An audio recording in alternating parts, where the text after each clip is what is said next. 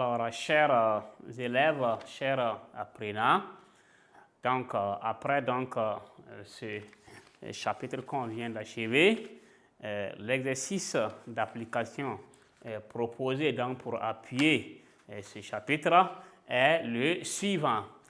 Petit 1, définir la convection thermique.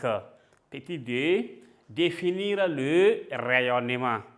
Et en 3, définir un isolant thermique. Petit 4, définir un conducteur thermique. Petit 5, classer les corps suivants en 3 groupes. Donc, 3 groupes, quels sont ces groupes? Bon conducteur, mauvais conducteur, très mauvais conducteur, qu'on vient de voir dans le cours. Donc, voici les éléments.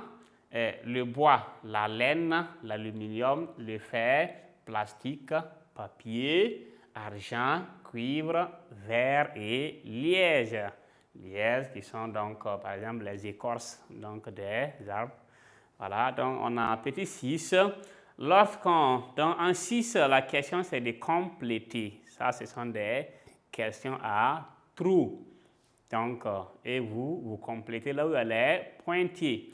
Donc, lorsqu'on chauffe de l'eau contenue dans une marmite sur un foyer à gaz, la chaleur produite par la combustion du gaz se transmet à la marmite donc c'est par quoi? Voilà, donc la marmite transmet à son tour, donc la marmite transmet, transmet la chaleur qu'elle reçoit à l'eau donc on complète par quoi?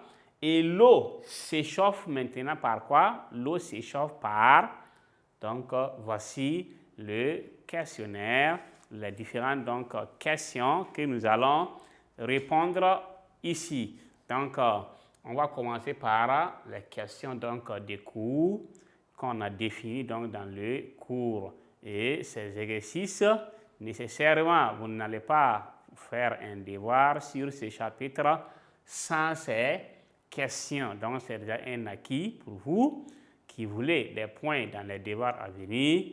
Il faut nécessairement profiter, bosser ces définitions par cœur et connaître donc les mauvais conducteurs, les bons conducteurs et les très mauvais conducteurs. Donc pour cela, on va passer donc à la phase de correction. Donc,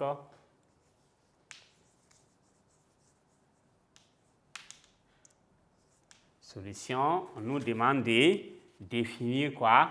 La convection thermique.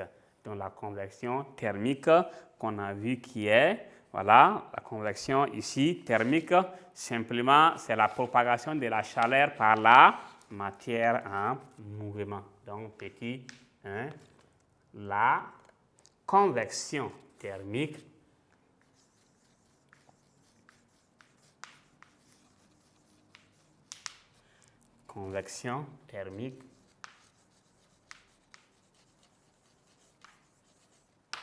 thermique est la propagation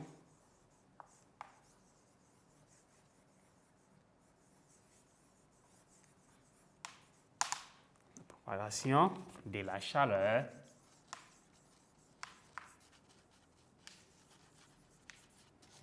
chaleur par la matière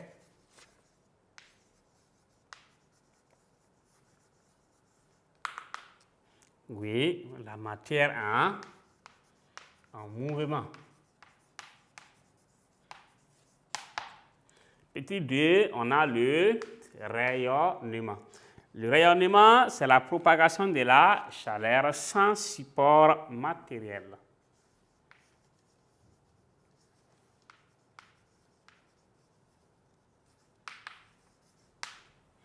Donc, est la propagation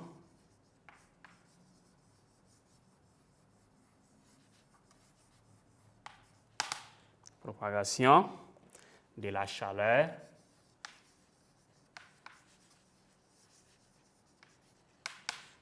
la chaleur sans support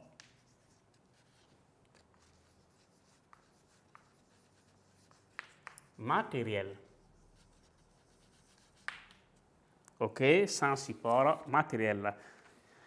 Petit 3, un isolant thermique. Qu'est-ce que c'est? C'est un corps qui ne conduit pas la chaleur.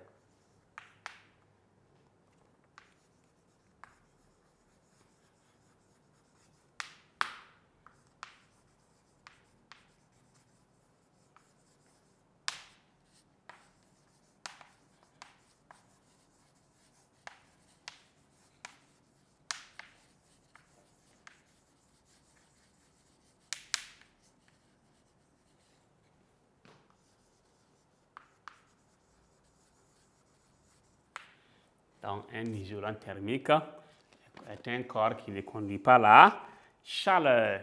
Donc, là, 4, un conducteur thermique. Au contraire, maintenant, un conducteur thermique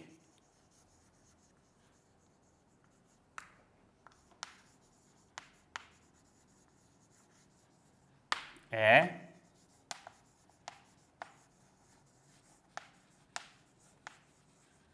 un corps qui conduit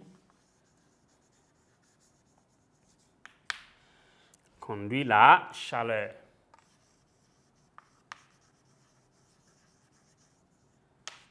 Conduit la chaleur. Donc, en 5, voilà, classer donc les corps suivants en 3 groupes. Donc, 5, classons les corps en commun en 3 groupes.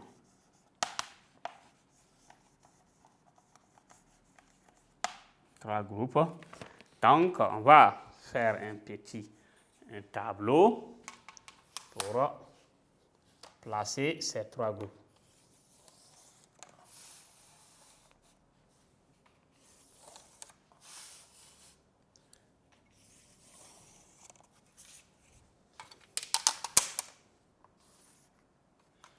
OK, donc ici, on va écrire ici, bon conducteur.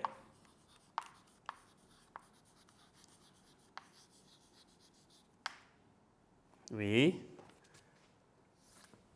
Ici, on va écrire, oui, mauvais conducteur.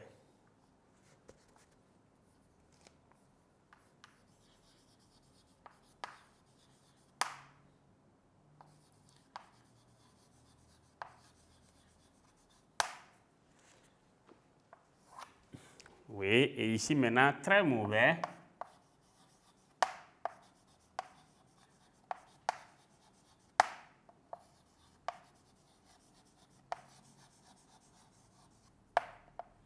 Très mauvais conducteur. Donc, parmi les bons conducteurs, on avait vu quoi? L'aluminium, le cuivre, argent, donc c'est la même chose. Aluminium, le fer, argent et le cuivre. OK. Les mauvais conducteurs, on a le bois. On a plastique.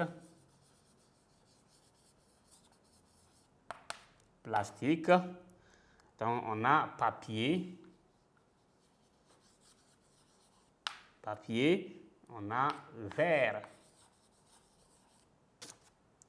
OK. Et après cela, les très mauvais conducteurs, on a la laine, le liège. Donc, voici donc le classement des 3 groupes.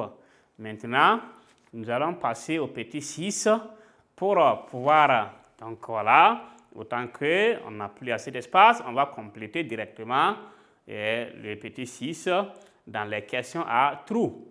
Donc, 6, on a, lorsqu'on chauffe de l'eau contenue dans une marmite sur un foyer à gaz, la chaleur produite par la combustion de quoi? Du gaz se transmet à la marmite par donc, la chaleur qui va, donc de la flamme qui atteint la marmite, c'est par quoi? C'est par conduction. Donc, ici, on écrit par conduction.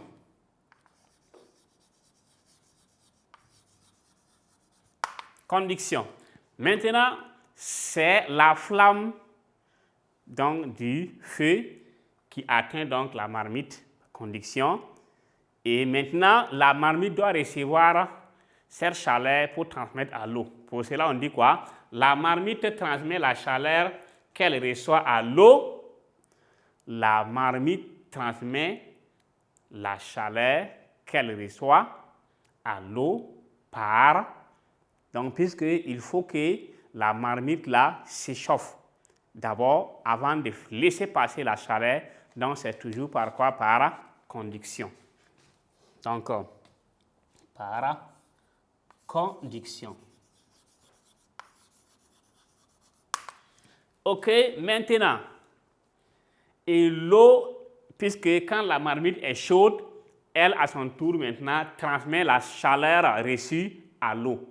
Et l'eau prend ça, cette chaleur, et l'eau maintenant doit s'échauffer. Et comme on sait, on a dit que l'eau bout à 100 degrés. Donc, si lorsque l'eau est chaude, on va sentir un mouvement. Donc, ça maintenant, c'est par quoi? Facilement, c'est par convection. Par convection.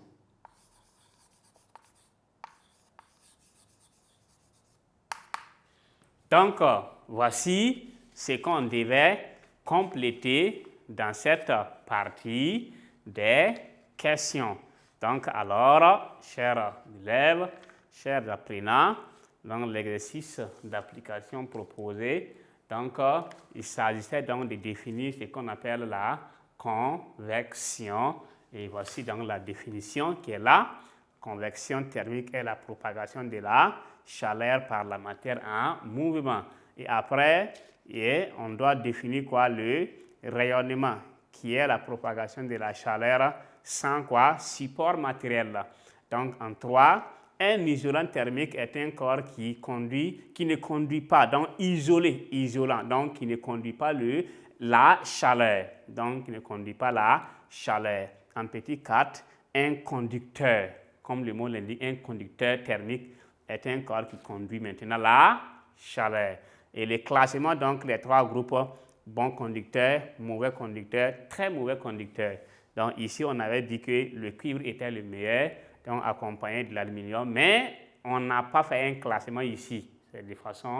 On a mis ça de façon aléatoire. Donc, pour voir que le cuivre est placé ici en dernière position, on va prendre qu'on a classé. Non, si on veut, on change l'ordre. Donc, les mauvais conducteurs, c'est le bois, plastique, papier, verre. Ces verres-là, c'est lorsque les verres qu'on peut laisser tomber et ça se casse. Donc, pour qu'on ne confonde pas, les très mauvais conducteurs, maintenant, c'est la laine. Donc, la laine, là, vous avez au marché, vous pouvez voir ça. On appelle ça la laine de fer. Donc, c'est un peu semblable à ce que les filles utilisent pour laver donc, les plats. Mais ce n'est pas ce qui est dans la boutique un peu ronde là. Ça, c'est quelque chose qui est ensemble où on peut attraper. Si on tire là, ça se détache. Donc, qu'on appelle donc la laine de fer. Donc, et voici ce qu'on avait à proposer donc, sur ce chapitre. Donc, merci donc pour l'attention accordée donc à ce chapitre et à cet exercice.